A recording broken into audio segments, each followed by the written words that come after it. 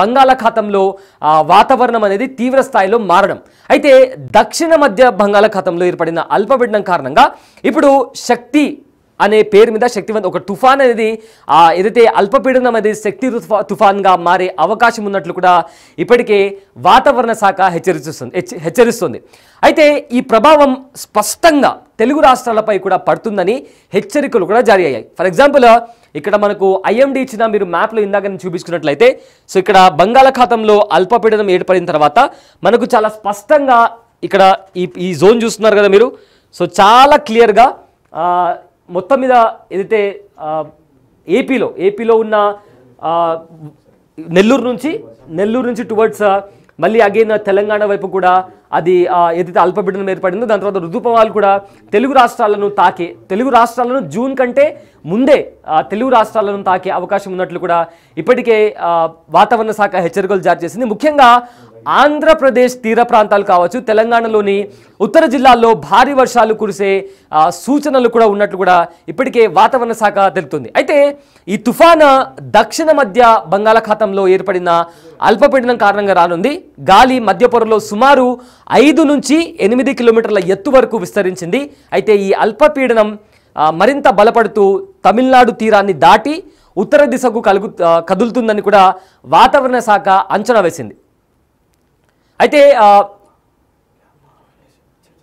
So ఫర్దర్గా ఇంకా దానికి ఫర్దర్గా డీటెయిల్స్ మనం చెప్పుకోవాలనుకుంటే రానున్న రోజుల్లో 2 రోజుల్లో కూడా ఏదైతే అల్పపీడనం ఏర్పడిందో ఋతుపవనాలు తొందరగానే తెలుగు రాష్ట్రాలను తాకుతున్నాయి కాబట్టి ఇది కాస్త తుఫాన్గా మారే అవకాశం ఉందని కూడా ఇప్పటికే తెలుస్తోంది. ఏదైతే బంగాళాఖాతంలో అల్పపీడనం ఏర్పడిందో అది కాస్త శక్తి తుఫాన్గా మారే అవకాశం ఉంది. సో దీని కారణంగా ఋతుపవనాలు ఏవైతే ఉన్నాయో అవి జూన్ 10th ఆ టైంలో రావాల్సింది కాస్త ముందరగానే ఋతుపవనాలు కూడా తెలుగు రాష్ట్రాల్లో ఎంటర్ అవుతున్నాయి. సో ప్రజెంట్ అయితే ఆల్రెడీ ఇక్కడ కర్ణాటకలోని కొన్ని ప్రదేశాల్లో కూడా వర్షపాతం నమోదవుతుంది. సో అల్పపీడనం అయితే ఉందో ఒకసారి మనం ఇక్కడ ఐఎండీ ఇచ్చిన మ్యాప్లో మనం చూసుకుంటే బంగాళాఖాతంలో అల్పపీడనం ఏర్పడిన తర్వాత అది కాస్త శక్తి తుఫాన్గా మారి మెల్లగా ఆంధ్రాని తాకుతూ తెలంగాణ వైపు కూడా స్విచ్ అవుతున్నటువంటి పరిస్థితి కనిపిస్తుంది. సో ఇక్కడ మనం మ్యాప్లో చాలా క్లియర్గా చూడొచ్చు. సో ఇక్కడ ఒకసారి మీకు జూమ్ చేసి చూపిస్తాను. సో బంగాళాఖాతంలో ఏర్పడిన అల్పపీడనం మనకి ఇక్కడ స్క్రీన్ మీద చూసుకుంటే చాలా స్పష్టంగా కనిపిస్తుంది. ఈ ఏరియాలో అల్పపీడనం ఏర్పడిన తర్వాత నెల్లూరు నుంచి అది కాస్త టువర్డ్స్ తెలంగాణ వైపు కూడా ఈ అల్పపీడనం అనేది శక్తి తుఫాన్గా మారి అటు ఆంధ్రాలో అదేవిధంగా తెలంగాణలో కూడా చాలా చోట్ల కూడా భారీ నుంచి అతి భారీ వర్షాలు కురిసే అవకాశం ఉన్నట్లు కూడా ఇప్పటికే మనకు తెలుస్తుంది. ఇకపోతే ఋతుపవనాలకు సంబంధించి కూడా వాతావరణ శాఖ ఒక అప్డేట్ ఇచ్చింది. ఎందుకంటే ఇన్ జనరల్గా ఋతుపవనాలు వచ్చేసి జూన్ 9th 10th ఆ టైంలో రావాలి. కానీ ఈసారి మాత్రం జూన్ 1st లోపలనే అటు ఏపీని కావచ్చు లేదా తెలంగాణని కావచ్చు ఋతుపవనాలు తాకే అవకాశం ఉన్నట్లు కూడా ఇప్పటికే వాతావరణ శాఖ వెల్లడించింది. దానికి సంబంధించి కూడా ఒకసారి మనము మ్యాప్లో వాతావరణ శాఖ ఇచ్చిన మ్యాప్ మనం పరిశీలిస్తే ఇక్కడ చాలా క్లియర్గా మనకు కనిపిస్తుంది. యాక్చువల్లీ May 19 నుంచి స్టార్ట్ అవ్వాలి కానీ తొందరగానే అంటే ఆల్రెడీ ఇప్పుడు అండమాన్ నికోబార్ వరకు కూడా ఋతుపవనాలు వెళ్ళిపోయాయి. యాక్చువల్లీ అక్కడ ఎస్టిమేషన్ డేట్ మనకు 13th లేదా 14th May ఇచ్చారు. కానీ తొందరగానే అంటే దానికంటే ముందే ఋతుపవనాలు అనేవి టువర్డ్స్ అండమాన్ నికోబార్ పాస్ అయ్యి ఇప్పుడు ప్రజెంట్ బే ఆఫ్ బెంగాల్లో ఏర్పడిన అల్పపీడనం తర్వాత ఏదైతే ఏపీకి 5th June అదేవిధంగా ఏపీ తెలంగాణకు వచ్చేసి 5th Juneకి ఈ ఋతుపవనాలు అనేవి తాకాలి. కానీ జూన్ 1st లోపలనే అంటే ఈ మంత్ ఎండ్ కావచ్చు లేదా జూన్ 1st 2nd లోపలనే తెలంగాణ కావచ్చు అదేవిధంగా ఏపీలో కూడా ఋతుపవనాలు అనేవి తాకి దాని తర్వాత ఏపీలో అదేవిధంగా తెలంగాణలో కూడా వర్షాలు పడే అవకాశం కూడా కనిపిస్తుంది. అయితే ఆల్రెడీ ఇప్పుడు కర్ణాటకలో అదేవిధంగా తమిళనాడులో అండ్ ఆల్సో కేరళలో కూడా ఇప్పటికే భారీ వర్షాలు కురుస్తున్న పరిస్థితి కనిపిస్తుంది. ఎక్కువగా ఈ ఎఫెక్ట్ అయితే బంగాళాఖాతంలో ఏర్పడిన అల్పపీడనం కారణంగా అది కాస్త శక్తి తుఫాన్గా మారి ప్రజెంట్ అయితే కర్ణాటకలో కొన్ని చోట్ల వాతావరణ శాఖ ఆరెంజ్ అలర్ట్ కూడా జారీ చేసింది. దీంతో బెంగళూరులో ఎలాంటి పరిస్థితులు నెలకొన్నాయో కూడా మనం ఆల్రెడీ చూసాము. సో బెంగళూరులో లాస్ట్ 4 days నుంచి కూడా చూసుకుంటే భారీ నుంచి అతి భారీ వర్షాలు పడ్డాయి. అండ్ ఇవాళ మార్నింగ్ 3 o'clock నుంచి కూడా వర్షాలు పడిన నేపథ్యంలో కూడా బెంగళూరు అంతా కూడా నీళ్లమయమే. ఎక్కడ చూసినా కూడా బిల్డింగ్స్ దగ్గర కావచ్చు, స్ట్రీట్స్లో, రోడ్లపైన, నేషనల్ హైవే పైన కూడా ఎక్కువగా నీళ్లు రావడంతో కూడా ట్రాఫిక్ కి సంబంధించి కూడా అంతరాయం ఏర్పడింది. అయితే సెల్లార్లలో కూడా ఏవైతే వెహికల్స్ పెట్టున్నారో ఆ వెహికల్స్ కూడా చాలా వరకు కూడా మురిగిపోయినటువంటి పరిస్థితి కనిపిస్తుంది. సో మోస్ట్లీ ఒకసారి కంప్లీట్ గా చెప్పుకోవాలనుకుంటే ఇప్పటికే కొన్ని జిల్లాల్లో తెలంగాణ కావచ్చు లేదా ఏపీలో కావచ్చు కొన్ని జిల్లాల్లో భారీ వర్షం కురిసే అవకాశం ఉంది. అయితే ఈ ప్రభావం 7 రోజుల పాటు కొనసాగే అవకాశం ఉన్నట్లు కూడా ఇప్పటికే అధికారులు చెప్తున్నారు. అయితే 30 నుంచి 50 కిలోమీటర్ల వేగంతో గాలులు వీస్తాయి.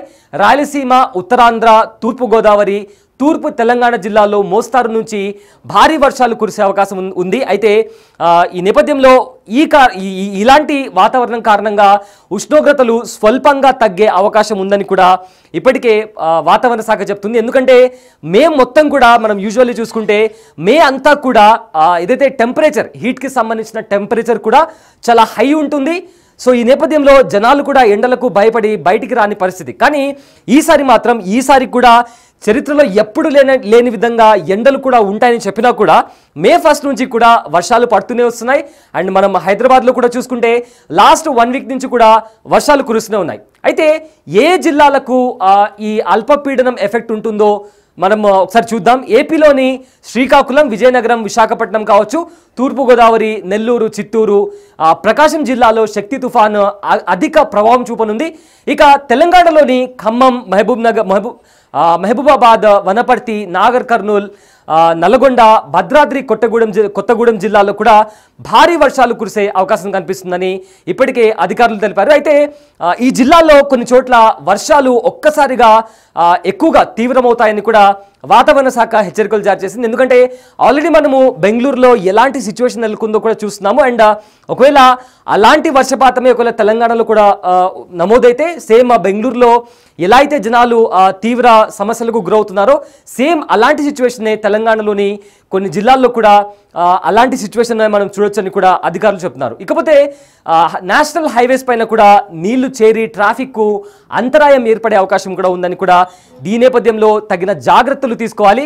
అవసరం లేని ప్రయాణాలు చేయడం కూడా మానుకోవాలని కూడా చెప్తున్నారు. అదేవిధంగా ఏవైతే వైర్స్ ఉంటాయో, విద్యుత్ తీగలు కావచ్చు, చెట్లు కింద పడడం, ఎందుకంటే మనం వర్షం పడేటప్పుడు ఎక్కడైనా చెట్లు కనిపిస్తే వెళ్ళి వర్షంలో తడవకుండా ఉండడానికి చెట్ల కింద వెళ్ళి నిలబడుతుంటాం.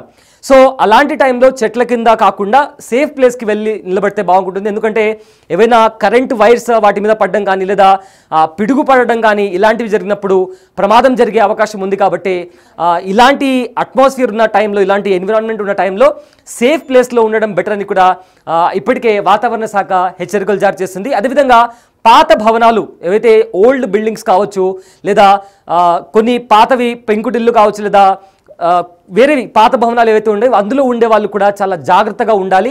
ఎందుకంటే వర్షం పడినప్పుడు తీవ్రమైన ఈదురుగాలు వచ్చినప్పుడు కూడా ఆ గాలి వచ్చినప్పుడు ఎక్కువగా వర్షం పడి కూడా గోడ అనేది ఎక్కువసేపు నాని కూడా ఆ గోడలు కూడా కూలి అందులో ఉండే వాళ్ళకు కూడా ప్రమాదం ఎదురయ్యే అవకాశం ఉంటుంది. కాబట్టి జనాలు కూడా అప్రమత్తంగా ఉండాలని కూడా సూచిస్తున్నారు. అదేవిధంగా పిల్లలు కావచ్చు, వృద్ధులు ఇంట్లోనే ఉండేలా చూసుకోవాలి.